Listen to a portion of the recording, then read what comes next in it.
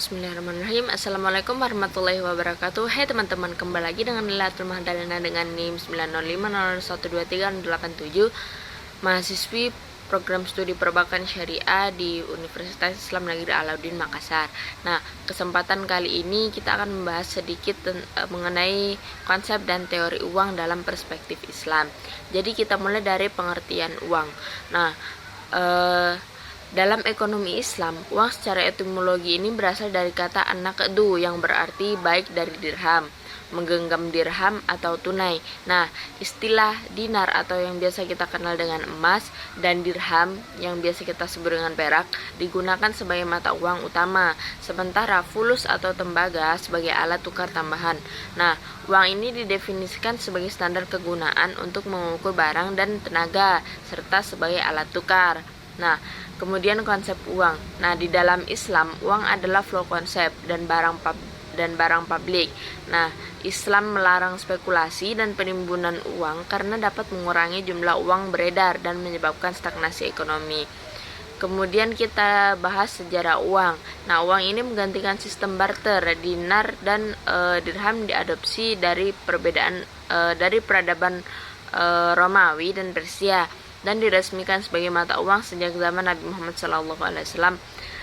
Kemudian perkembangan penggunaan uang ini meliputi zaman prabarter di mana manusia memenuhi kebutuhan secara individu, kemudian penggunaan barter di mana pertukaran barang antar individu atau kelompok seiring bertambahnya populasi dan kebutuhan. Kemudian penggunaan uang di mana logam mulai digunakan sebagai alat tukar sekitar abad ke-20 yang kemudian berkembang menjadi uang modern. Nah, kriteria dan fungsi uang. Kita bahas dari kriteria uang ya. Jadi, agar diterima secara luas, uang harus memenuhi kriteria. Yang pertama, ada jaminan dari pemerintah atau negara. Kemudian yang kedua, disukai umum sebagai alat tukar, penimbun kekayaan atau standar pembayaran hutang. Kemudian nilai stabil dengan fluktuasi minimal, mudah disimpan dan dibawa, tidak mudah rusak, mudah dibagi ke dalam satuan unit, dan supply harus elastis untuk mencukupi kebutuhan perdagangan. Kemudian pada fungsi uang dalam ekonomi Islam,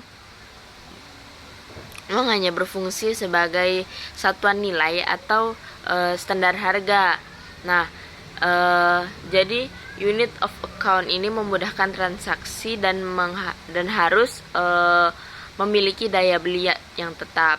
Kemudian alat tukar. Jadi uang ini digunakan untuk transaksi barang dan jasa, fungsi sebagai penyimpanan nilai, kemudian dan standar pembayaran di masa mendatang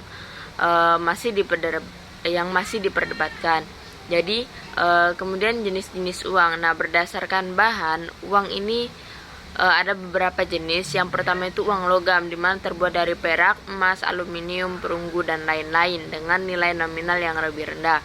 Kemudian uang kertas, terbuat dari kertas berkualitas tinggi, bernilai tinggi, dan mudah dibawa berdasarkan nilai penuh atau full bodied money, di mana nilai nominal sama dengan nilai intrinsik. Kemudian tidak memiliki nilai penuh. Nah, seumpama seperti nilai material kurang dari nilai moneter, misalnya uang kertas atau token currency. Nah, jika melihat uang berdasarkan lembaga, uang ada yang disebut dengan uang kartal, di mana dikeluarkan oleh bank sentral, digunakan oleh semua lapisan masyarakat, nominal tertera dan dijamin oleh pemerintah. Kemudian juga ada istilah dengan uang giral, dikeluarkan oleh bank umum, berlaku di kalangan tertentu, kemudian nominal tidak terbatas, dijamin bank penerbit. Kemudian teori permintaan uang. Jadi pada golongan klasik, uang tidak berperan dalam perkembangan ekonomi pada kondisi pertumbuhan uang hanya menyebabkan kenaikan harga proporsional. Kemudian jika dilihat dari golongan Keynes, pertambahan uang dapat mengalahkan perekonomian saat terjadi pengangguran besar. Kemudian golongan monetaris lebih yakin akan peran uang dalam perekonomian meskipun menyadari kemungkinan kenaikan harga. Kemudian uang dalam ekonomi konvensional, di mana uang ini dipandang sebagai stok aset yang digunakan dalam transaksi dan sebagai alat tukar atau pembayaran yang diterima dan dipercaya oleh masyarakat. Nah, uang dalam ekonomi Islam ini berbeda dengan sistem ekonomi lainnya. Islam membatasi fungsi uang hanya sebagai alat tukar barang dan jasa. Islam melarang penumpukan uang dan menjadikannya sebagai komoditas karena dapat memperlambat perputaran uang dan menyebabkan kelesuan ekonomi. Islam mengharamkan riba dan menolak transaksi semu di pasar uang atau modal. Jadi kesimpulan yang dapat kita ambil dalam konsep Islam, uang adalah flow konsep dan barang publik dengan larangan penimbunan untuk menghindari stagnasi ekonomi. Sejarah uang menunjukkan evolusinya dari sistem barter hingga penggunaan dinar dan dirham.